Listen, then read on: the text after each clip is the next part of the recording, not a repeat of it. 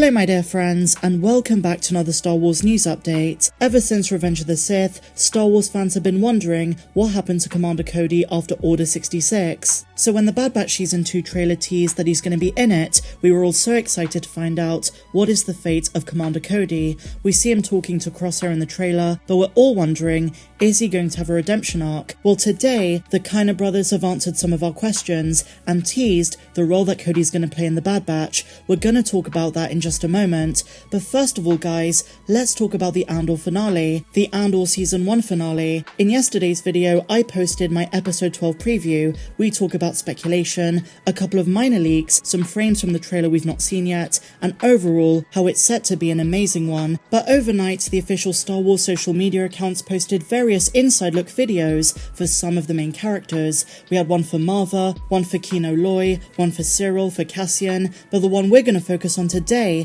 is the one for Mon Mothma, because that short video contains some new footage from episode 12. Now whether this was accidental or not is unknown, but they gave away a massive plot point for tomorrow's episode. As we know, Mon Mothma is screwed financially. She told Vel in episode 11 that Tay Kolma tried to help her, but ended up pointing out just how much trouble she's in. The Empire is cracking down on Chandrilan bank accounts, and they're about to learn of a missing 400,000 credits from Mon's account. The Aldani heist and subsequent credit withdrawal has put her at great risk of being audited by the Imperial authorities, so she needs to find some financial help. And thanks to Tay, she did. Her only solution was Davos Golden, a Chandrilan banker who Mon clearly has disdain for. In exchange for his services, he proposed that Leida, Mon's daughter, be introduced to his son, and this will ultimately lead to an arranged marriage. Mon was vehemently against it and declined at first, but to our surprise, they revealed that Leida herself wants to go ahead with the marriage. She's embraced traditional Chandrilan customs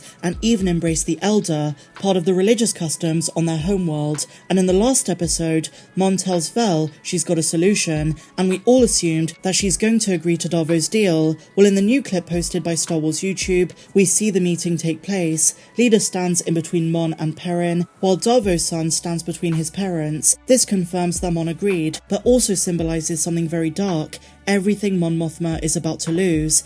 Even though Leida is doing this by her own volition, it doesn't take away from the fact that Mon feels helpless, having to watch her daughter go through what she did. And as I say, despite the girl wanting the marriage, she's far too young to truly understand the repercussions, and bear in mind, by comparison, it's been hinted that once upon a time, Mon did love Perrin. She thought she was happy, she thought that was what she wanted, but eventually reality hits. Mon doesn't want her daughter to go down the same path that she did, but she simultaneously realises it's her get-out-of-jail-free card, or so we think. And as we're going to see in Season 2, Mon Mothma eventually walking away from the Senate and her family means she's going to lose everything close to her for the rebel cause. I also want to put a theory out there that Mon has a backup plan if Darvo can't safely mask her transactions. I think she's going to blame Perrin and lose him too. She knows that if she wants to keep fighting for the cause, she has no choice but to sacrifice people along the way. And it goes back to what Tony Gilroy said before Andor came out, that some lines from Rogue One are gonna take on a new meaning with this show, and one of those is when Cassian says, "We've all done terrible things on behalf of the rebellion, spies, saboteurs, assassins, everything I did for the rebellion," and he's not the only one. We're also seeing how others like Mon, Luthen, Claire Vel, and Cinta all had to make very difficult choices that aren't the most morally sound, but it's all for the greater good. Until now, we were all judging Saw Gerrera and his partisans for being extremists, but evidently he's not the only one willing to do what it takes in the name of defeating the Empire. Only with Mon Mothma's story, it's far more personal. In real time with the Andor series, we're seeing her become more and more isolated from her family and everything she's ever known. But don't get it wrong, she wants to escape, but it doesn't mean it's going to be easy. So a really interesting clip, I can't wait to see the full episode tomorrow. As I say guys, go and check out yesterday's video if you want my full episode 12 preview. But now guys, let's talk about the Bad Batch Season 2 and Commander Cody. Unlike Star Wars Legends continuity, in canon, we know so very little about Cody's fate. We don't know what happens to him after Order 66. But he is confirmed to crop up in the Bad Batch Season 2, something the Kiner brothers are not afraid to speak about. Because Captain Rex is going to appear, naturally as Clone Wars and Bad Batch fans, we all want Cody to have his chip removed for Rex to save him. But is he going to be saved? Well, speaking to the Convo Call on YouTube, Bad Batch composers Kevin, Sean and Dean Kiner went into detail regarding Commander Cody's role in the show's upcoming season.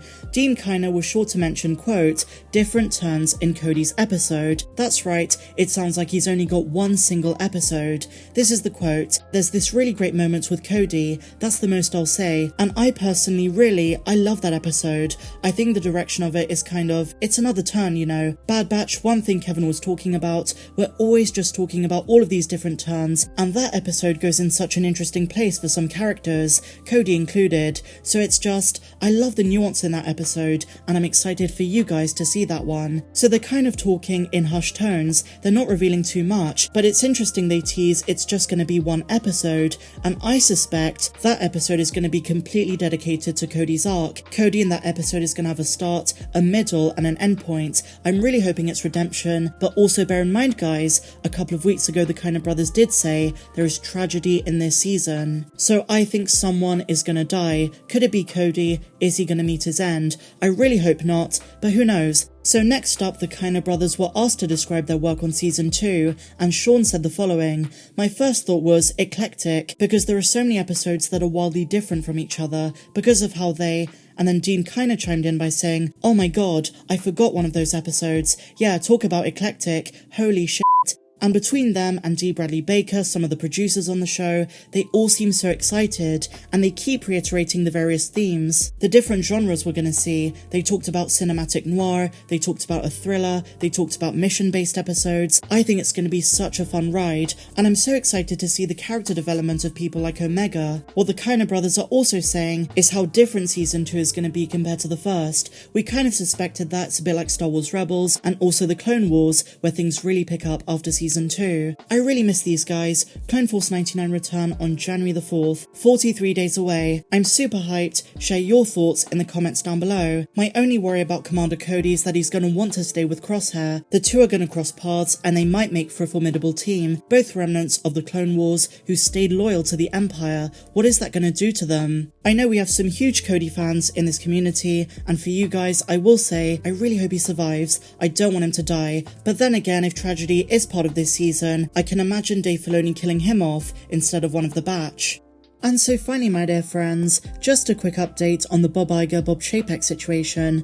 As we know, Iger is back and Chapek is out. I speculated that this is a good thing for Star Wars, especially on the movie side of things, and a new rumour suggests that is indeed the case. According to a new report, as per The Direct, the firing of Disney CEO Bob Chapek could benefit Star Wars movies directly. It's insider John Campea who said Bob Chapek was the direct reason for a lack of Star Wars movies, a lack of direction, and the cause of so many cancellations of recent Star Wars films. And Campea went on to explain, quote, if anything, the return of Bob Iger solidifies Kathleen Kennedy because Iger is a Kennedy ally. But regardless of your thoughts of Kathleen Kennedy, Iger is definitely a better option for the creative side of things. He will inject funding in things he believes in, so it could be great news not just for the Mandoverse and upcoming Star Wars shows, but also the movie side of things, which is believed to be one of the reasons he's been brought back, so that the Star Wars movie schedule can get back on track and reorganized. That is the latest. A lot of this is speculation and rumor, but I strongly believe he's much better for Star Wars than Chapek.